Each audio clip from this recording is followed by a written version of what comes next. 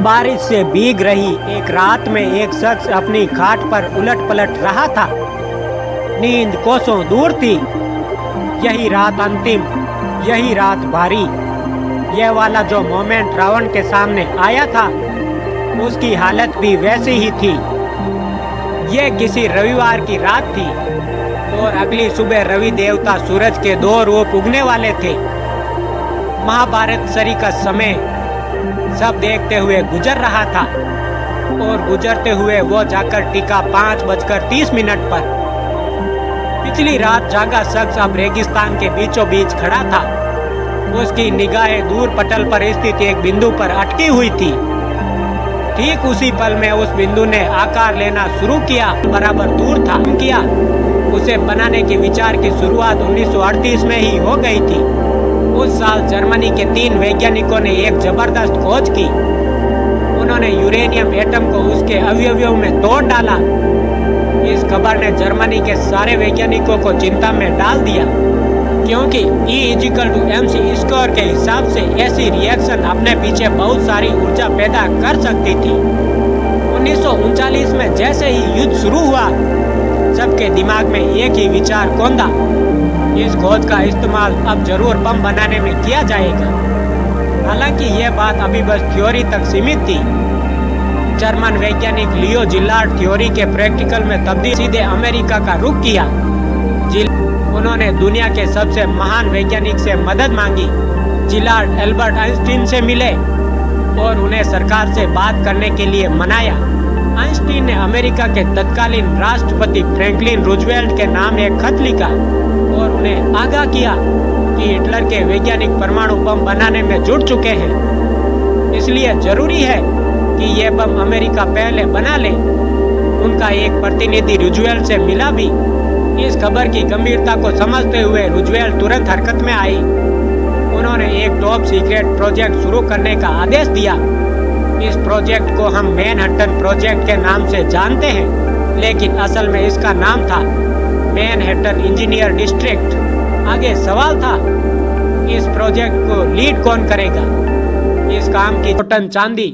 Bell ने फिर कहा, ट्राई आउंस में बताओ। यहाँ पर यह जान लीजिए कि ट्राई आउंस बहुमूल्य रत्नों के भार का एक मेट्रिक होता है। एक ट्राई आउंस 31.1 ग्राम के बराबर होता है। बहरहाल आगे किस्सा सुनिए।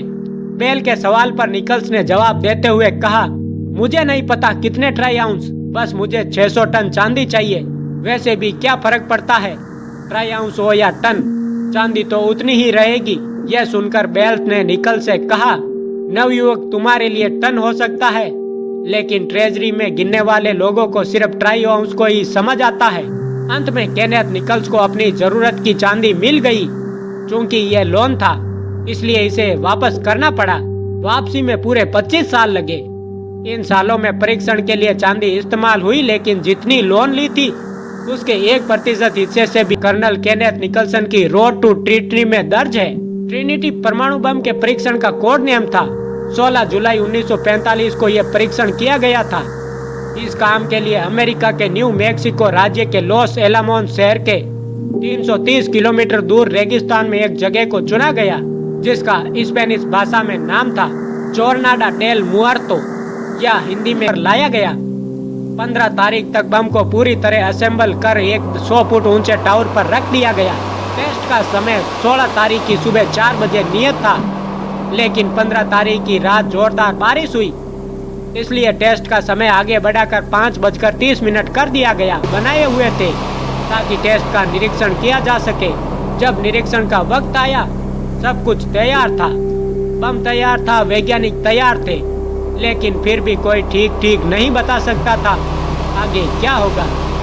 थियोरिटिकल गणना में एक संभावना यह भी बनती थी कि टेस्ट की चेन रिएक्शन कभी रुके ही नहीं और वो पूरे वातावरण को भस्म कर डाले। टेस्ट से कुछ महीने पहले वैज्ञानिकों ने इस बात पर खूब माथापच्ची की। लेस्ली ग्रॉस ने ओपेनहाइमर से कहा, अगर 2.5 करोड़ में एक भी संभावना ऐसी है कि शून्य है। ओपेनहाइमर हालांकि टेस्ट के सफल होने को लेकर पूरी तरह श्योर नहीं थे। टेस्ट से कुछ मिनटों पहले उन्होंने अपने एक साथी से शर्त लगाई। शर्त के अनुसार अगर टेस्ट सफल होता है तो ओपेनहाइमर उसे $10 देते जबकि असफल होने की सूरत में उस बेचारे को अपने 1 महीने की तनख्वाह से हाथ दुनिया तबाह करने की ताकत हासिल कर चुका था। मशरूम के आकार का एक गुब्बारा आसमान में ऊंचा उठा और दुनिया की सबसे ज्यादा देखी गई तस्वीरों में से एक में तब्दील हो गया। इस परमाणु परीक्षण में 21 किलोटन विस्फोटक के बराबर ऊर्जा पैदा हुई। बेहतर समझने के लिए कल्पना कीजिए, आसमान में 5 फुटबॉल मैदानों के बराबर आकार का एक आग का गोला, जिसके 15 किलोमीटर के इलाके में जो कि फिर भी एक हुआ। उसके अगले ही रोज वहां से 3000 किलोमीटर दूर न्यूयॉर्क की एक कंपनी के दफ्तर में ग्राहकों का तांता लगा हुआ था। कंपनी का नाम था ईस्टमैन कोडेक, जो कैमरे की फिल्म बनाया करती थी। ग्राहकों ने कंपनी से आकर शिकायत की कि उनकी सारी फिल्म खराब निकल रही है, उसमें धब्बे लगे हुए हैं, को स्टोर किया जाता था। टेस्टिंग से पता चला इन कार्डबोर्ड से निकले रेडिएशन से फिल्में खराब हो रही थी। ऐसा पहले भी हुआ था, लेकिन तब रेडिएशन का कारण रेडियम हुआ करता था। इस बार कारण रेडियम नहीं था। वेब ने लैब टेस्टिंग से पता लगाया कि यह रेडिएशन एकदम नए प्रकार का था। सवाल अब भी वेब के सामने बना हुआ था। काफी खोज के बाद वेब इस निष्कर्ष पर पहुंचे कि रेडिएशन हवा के जरिए फैक्ट्री तक पहुंचा था। इस बात को हालांकि वेब ने कई साल तक छुपाए रखा। साल 1949 में कंपनी को भेजी अपनी रिपोर्ट में उन्होंने बताया कि कोडेक की फिल्म न्यूक्लियर टेस्ट के चलते खराब हुई थी। कंपनी इसके बाद सरकार के पास पहुंची। दोनों के बीच समझौता हुआ कि आगे जो भी टेस्ट होगा उसका शेड्यूल कंपनी को पहले दे दिया जाएगा ताकि वो अपना प्रोडक्ट बचा सके। बदले में कंपनी ने वादा किया कि वो इस राज को राज रखेगी। ट्रिनिटी परीक्षण के बाद क्या हुआ, कमोबेश हम सभी जानते हैं। अगस्त 1945 में अमेरिका ने जापान के हिरोशिमा पर परमाणु हमला किया। अमेरिका युद्ध जीतने की ओर अग्रसर था, इसलिए परमाणु हमला क्यों किया गया, इसको लेकर भी काफी विवाद है। खासकर इस बात पर कि नागासाकी पर हमले की क्या जरूरत थी। ओपनहाइमर खुद नागासाकी पर हमले के खिलाफ दुखी थे। नागासाकी पर हमले के बाद ओपनहाइमर जाकर राष्ट्रपति हेनरी ट्रूमैन से मिले और उनसे आग्रह किया कि परमाणु हथियारों को आगे युद्ध के इस्तेमाल में ना लाया जाए। ओपनहाइमर ने ट्रूमैन से कहा, मिस्टर प्रेसिडेंट, मुझे महसूस होता है मेरे हाथ खून से रंगे हुए हैं। ट्रूमैन ने जवाब दिया, खून मेरे हाथ में है, इसकी जिम्मेदारी मुझे लेने दो।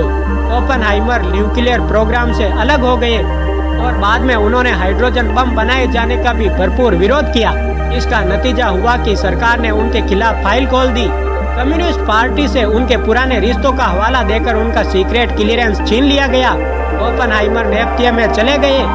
अपनी जिंदगी के आखिरी साल उन्होंने यूनिवर्सिटी में रहकर बिताए। इस दौरान जब जब उनसे पूछा गया कि क्या उन्होंने न्यूक्लियर बम का हिस्सा बनकर कोई गलती तो नहीं की, उन्होंने एक ही जवाब दिया, विज्ञान यही सीखने का नाम है कि कैसे ये गलती बार बार न की जाए।